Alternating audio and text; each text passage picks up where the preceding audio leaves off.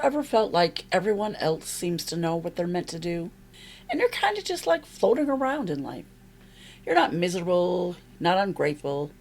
You just have that quiet feeling that something's missing. Well, in this video, we're going into something big: why you feel disconnected from your purpose, and how to gently, slowly, and naturally find your way back to it.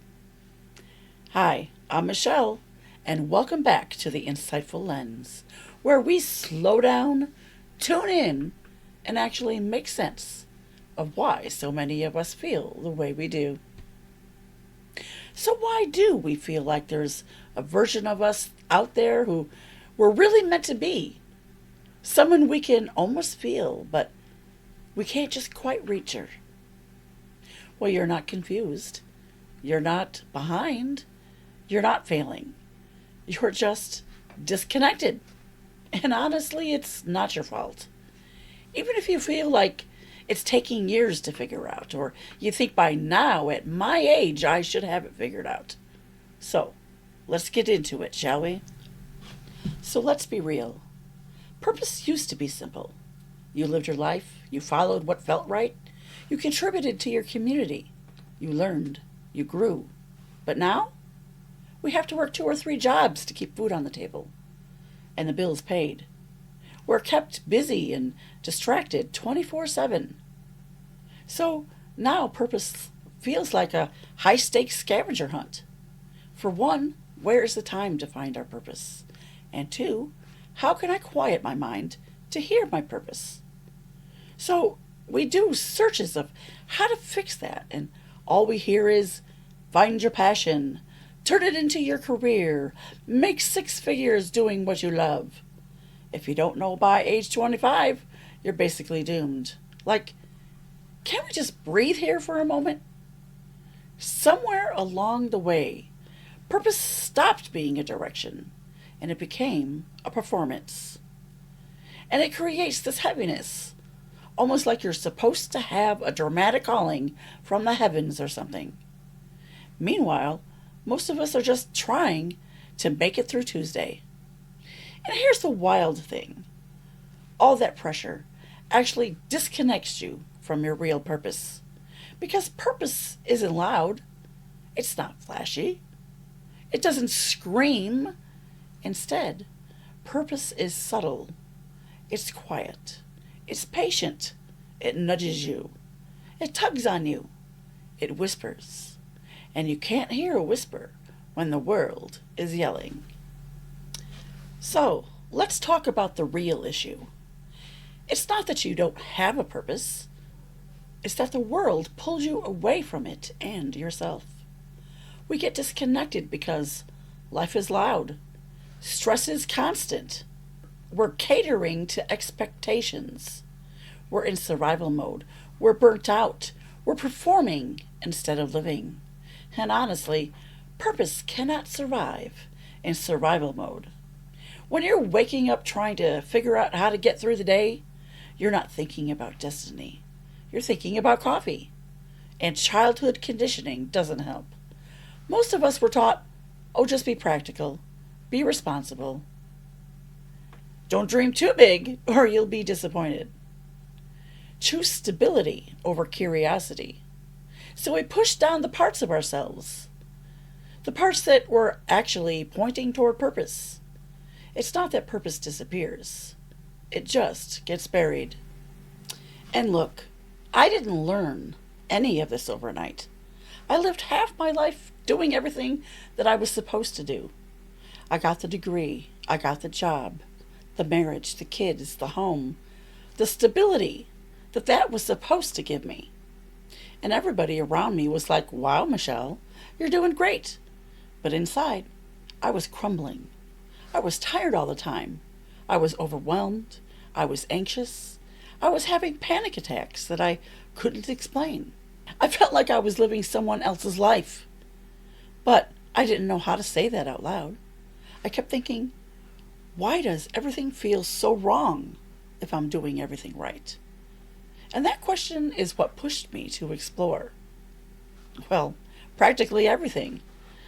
I explored nature-based practices, meditation, mindfulness, spirituality, slowing down, actually listening to myself, actually being outside, actually paying attention. I even tried a few religions, hoping that a structure would bring me clarity, but instead I felt even more boxed in than ever, more disconnected from myself. But when I softened into nature, intuition, slowing down, things started clicking in ways that I didn't expect. It wasn't some big awakening. There were no angels descending from the sky. It was quiet. It was subtle. It was like, oh, there I am. And that is when I realized something huge. I wasn't broken. I wasn't disconnected. And the moment that I understood that, everything started to shift. Purpose doesn't come from a job title. It comes from inside you, from 4 places. Number 1, your values. Not your parents' values, not society's values, not the values that you were praised for, but your real values. What actually matters to you in the deepest part of you. And number 2, your energy. If something drains you every time, it's not your purpose. If something lights you up, well, even just a little, pay attention to that. That's your cue. Don't get distracted thinking, but I should do this though. Number 3, curiosity. Do you have a lifelong curiosity about something? Remember, purpose leaves breadcrumbs. You keep circling back to things for a reason. It's not random. That's nudging you to realize that this is the way. And number 4, your truth. Purpose feels like alignment, like honesty, like exhaling. It feels like home. So if you are still restless, then you need to refine things. It could be the direction, but not quite the path. When you find it, you'll instantly feel calm and have endless ideas and no longer feel like chasing, but being still and experiencing and sharing. Here's the cool thing. Even when you're disconnected, your purpose still tries to get your attention.